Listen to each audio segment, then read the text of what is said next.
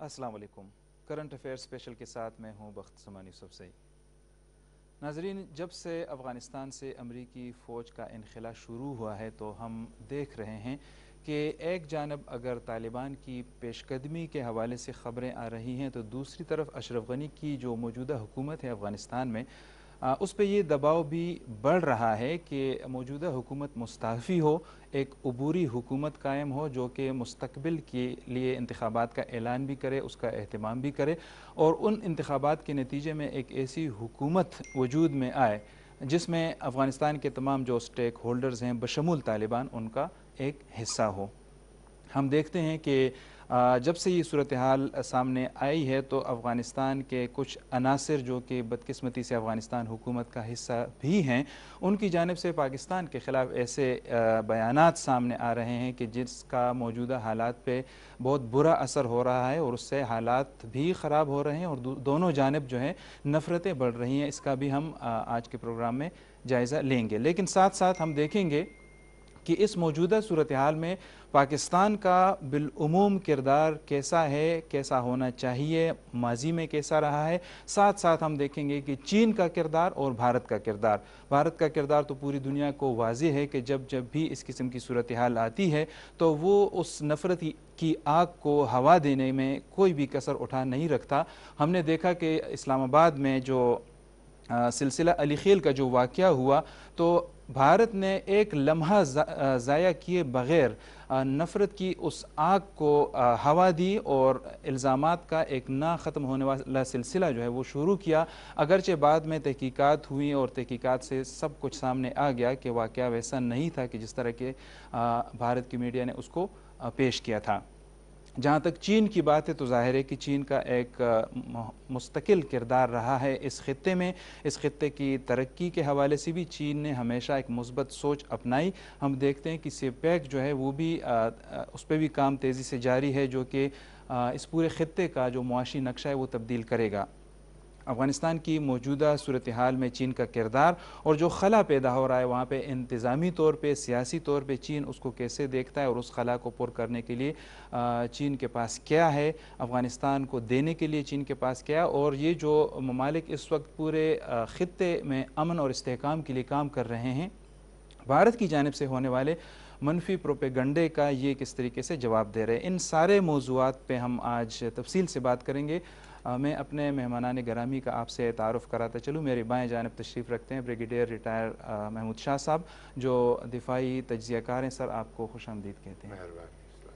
ہمارے دوسرے مہمان پروفیسر ڈاکٹر زاہد انور صاحب ہیں جو ڈین ہیں faculty of social sciences university of Peshawar کے، اس کے ساتھ ساتھ ہیڈ کرتے ہیں China studies centre university of Peshawar کو۔ سر، آپ کا بھی بہت شکریہ، آپ نے ہمیں وقت دیا۔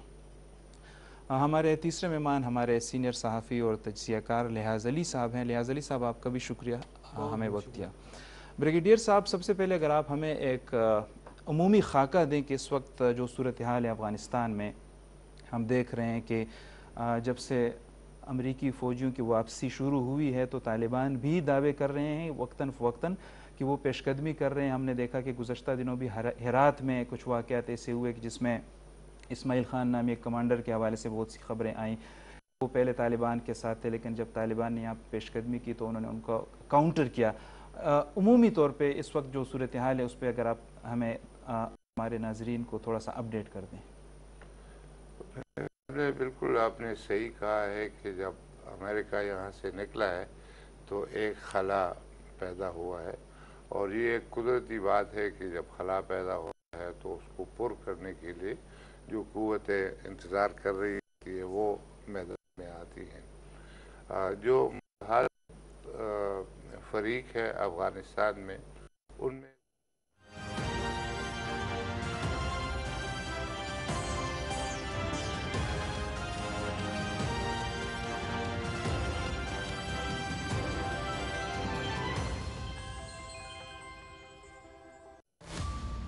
دنیا جھکتی ہے جب آپ میں جذبہ ہو، دنیا سلام کرتی ہے جب آپ میں صلاحیت ہو، دنیا مانتی ہے جب آپ مشکل سے لڑ جاتے ہو۔ پاک سرزمین کے رکھوالوں کی یہی شان पाक सरजमीन के बसने वालों का मान है। 12 जाबाज टीमें, 60 तवील और कठिन घंटे, 30 किलोमीटर दुश्मन जैसे इलाके में, हर लम्हा नए चैलेंजेस, हर पल पहले से मुश्किल तर। किसकी होगी जीत? कौन करेगा गोल्ड अपने नाम? 60 hours to glory.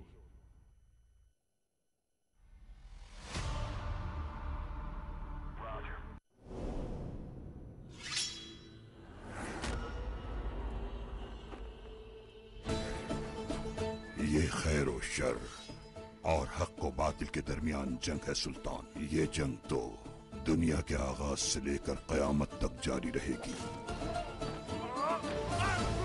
इस तलवार से मैं तुम्हें इतने जख्म दूंगा कि तुम तड़पोगे। सादतीन कोपैक जैसा गद्दार जब तक रियासत में मौजूद है, हमें एक दूसरे का साथ देना होगा। इस लश्कर से हम काराच इसार को भी हासिल कर लेंगे।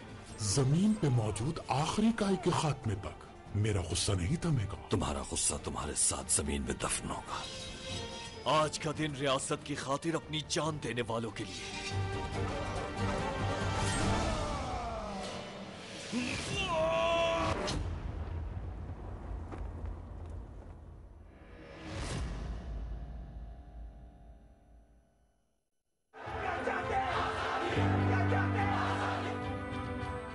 अगर कश्मीर की प्रजा कहें और सबको आज़ादी से पूछना चाहिए, उस पर आक्रमण नहीं हो सकता है, उसके देहातों को नहीं जला सकते हैं, उसको मजबूर नहीं कर सकते हैं। आराम से आज़ादी से प्रजा कहें कि हम तो पाकिस्तान में जाना चाहते हैं, तो कोई ताकत नहीं है दुनिया में कि जो उनको पाकिस्तान से रोक सकती है। ऐसे अगर प्रजा कहे, भले मुसलमान की आबादी बड़ी है और मुसलमान कहें कि नहीं हम तो यूनियन में रहना चाहते हैं, ऐसा कहें तो उनको हक है, लेकिन मजबूर नहीं कर सकते। न यूनियन के लोग मजबूर कर सकते हैं कश्मीरी लोगों को, न पाकिस्तान के लोग उनको मजबूर करें।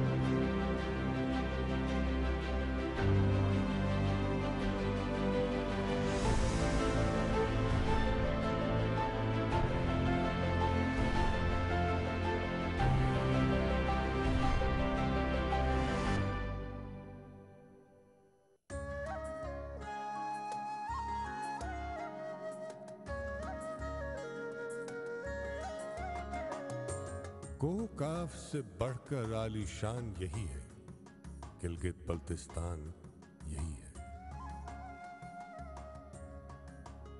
जादू की सतरंगी नगरी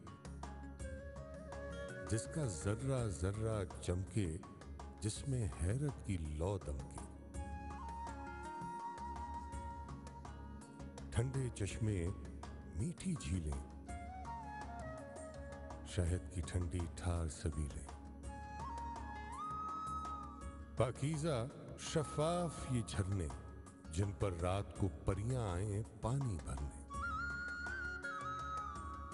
व्यवसायी के हरे समंदर जिनमें पानी चलते चलते शाम को थक कर सो जाते हैं और कभी तो अपने घर का रास्ता भूल के खो जाते हैं। दरिया गाते, शोर मचाते, चमकीली बाहें फैलाए हर राही को गले लगाकर, चेहरा और माथा सहलाकर वेलकम कहते रहते हैं।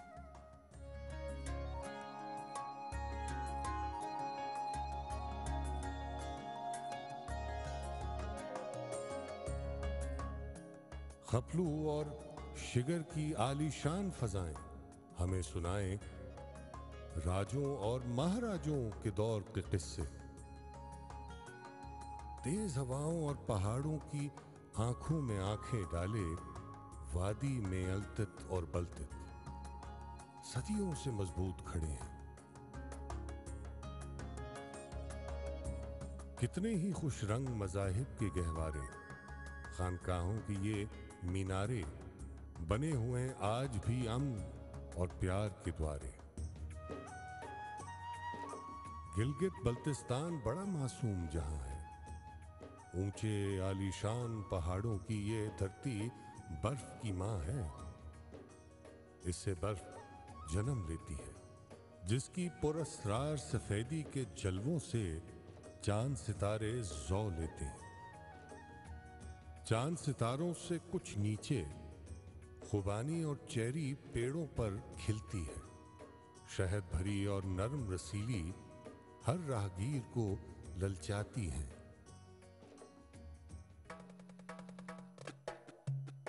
खेलों और मेलों से पुर है जीबी की मेहमान नवाजी। कहीं कोई जीपों की रैली, कहीं कोई पोलो की बाजी।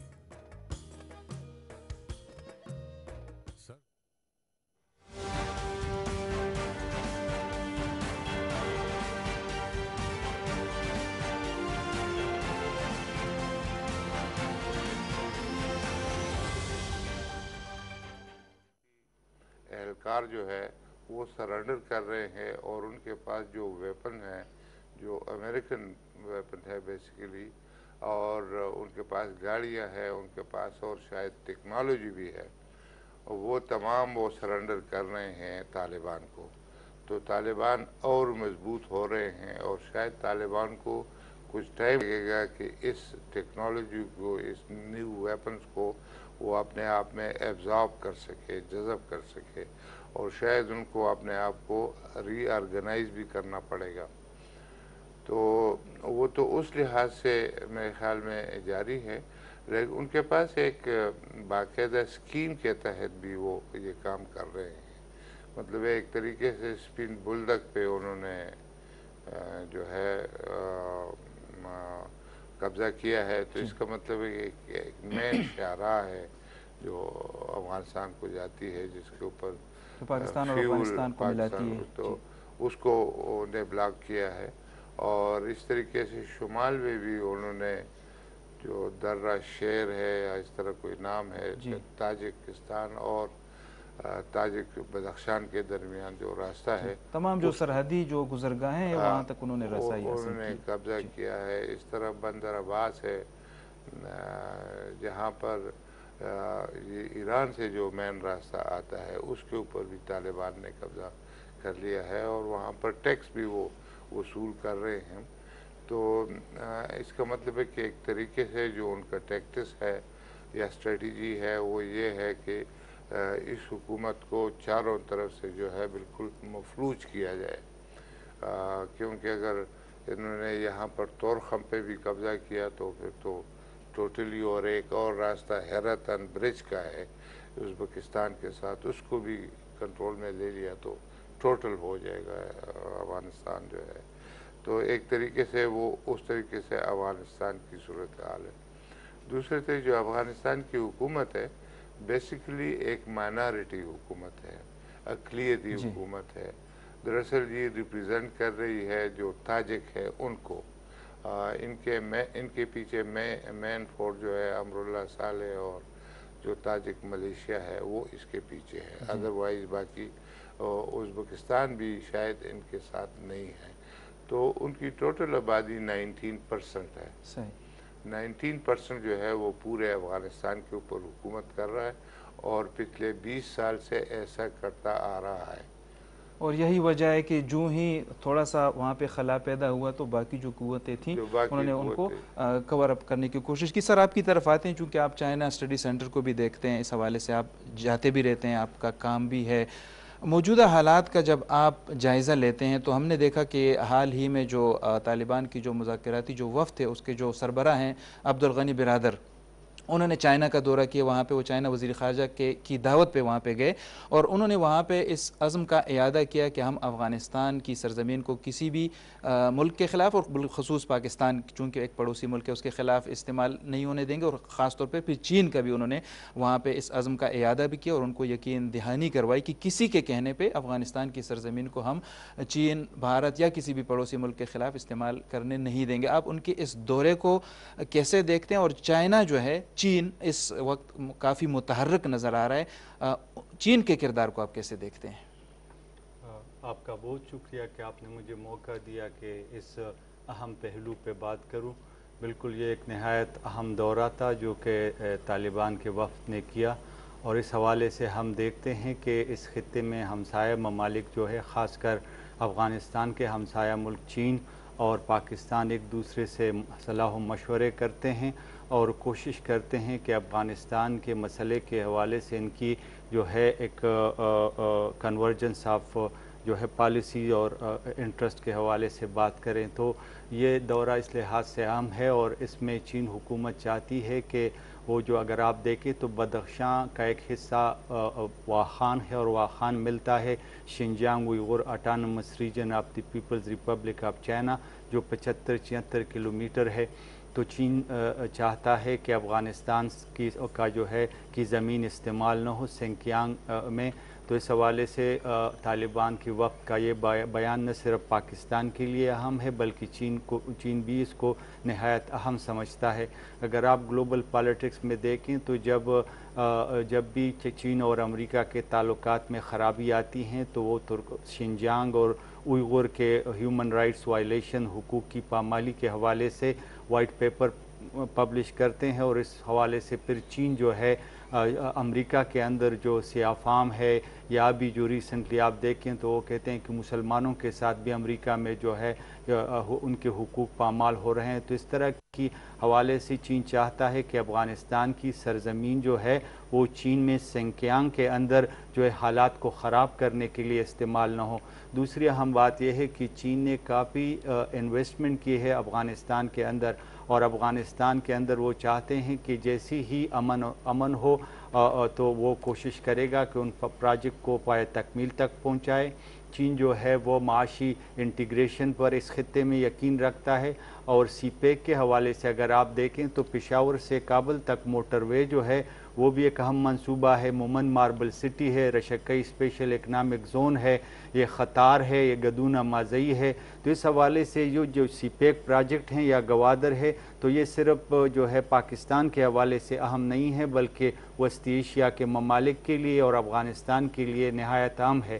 اس حوالے سے ہم دیکھیں تو ابھی جو شاہ صاحب نے بات کی کہ افغانستان کی موجودہ حکومت کے حوالے سے بہت سی باتیں ہیں، مثلا یہ ہے کہ اگر ہم دیکھیں تو یہ طالبان کے حوالے سے رورل ایریا میں دیکھیں تو یہ تو عام لوگ ہیں، رورل ایریا سے اٹھ کے آئے ہیں، ان کی جو ہے حسب نسب معلوم ہے، کس ٹائپ سے بلانگ کرتے ہیں، ان کے پاس ڈوئل نیشنلٹی نہیں ہے، ان کا مرنا جینا یہاں پہ ہے، ان کا مورال بہت جو ہے ہائی ہے۔ تو اس حوالے سے پاکستان کی جو ایک مجموعی پالیسی ہے وہ زمینی حقائق پہ مبنی ہے کہ افغان لیڈ افغان اون جو ہے سلوشن جو ہے وہ اس مسئلے کا ڈاکٹر صاحب پاکستان کی پالیسی تو ہمیشہ سے اس حوالے سے بہت واضح رہی، لہٰذا علی صاحب اسی گفتگو کو آگے بڑھاتے ہیں۔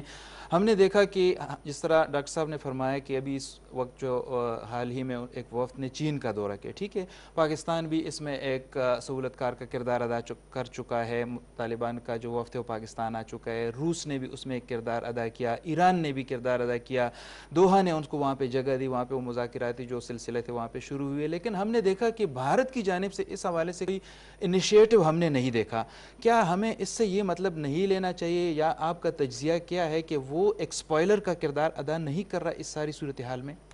شکریہ سر، جس طرح بھی آپ نے کہا بھارت کی صورتحال کو دیکھو تو اس وقت ایران کی صورتحال ہے، جس طرح آپ نے بتایا ماسکو کی صورتحال ہے، بیجنگ کی صورتحال ہے، یہ پوری بیسیکلی اس خطے کے سٹیک ہولڈرز ہیں اور وہ چاہتے ہیں کہ یہاں پر قیام امن کو ممکن بنایا جائے۔ اس طرح سر نے بھی بتایا 76 کلومیٹر بارڈر ملتی ہے چین کے افغانستان کے ساتھ، ہماری 2600 کلومیٹر ہے، ہماری بہت زیادہ ہے۔ پاکستان آپ کو پتہ ہے کہ افغان طالبان نے مذاکرات جب امریکہ کے ساتھ ہو رہا تھا تو وہاں پر بھی انہوں نے اپنا کردار ادا کیا تھا، اس کے بعد آپ دیکھ سکتے ہیں ماسکو میں جو مذاکرات ہو رہے تھے اس میں بھی اپنا کردار ادا کیا. عمومی طور پر طالبان کے خلاف ایک خیال کیا جاتا ہے کہ یہ وہ جو 2000 سے پہلے والے طالبان ہیں، صرف اپنے کابل تک سزاؤں کی حد تک وہی طالبان ہے، لیکن ابھی نہیں. آپ دیکھ سکتے ہو بھارت کی صورتحال، تو بھارت اس وقت کہاں پہ کھڑا ہے؟ آیا بھارت امن کو ہوا دے رہا ہے، امن کی جانب کھڑا ہے، یا اس خطے کی کشیدگی کی جانب کھڑا ہے؟ بھارت جو ہے وہ آپ کو پتہ ہے اسٹریٹلی وہ امر اللہ صالح کی زبان بول رہے، بلکہ امر اللہ صالح اس کی زبان بول رہا ہے. آپ اس کے حالیہ جو ٹویٹس اور بیانات ہیں وہ دیکھ لیں، اس کے علاوہ اس کی جو دیگر رہنما یا حمد اللہ محب کی جانب سے، بالکل محب کی دیکھ لیں، وہ اسی طرح کی زبان بول رہے ہیں.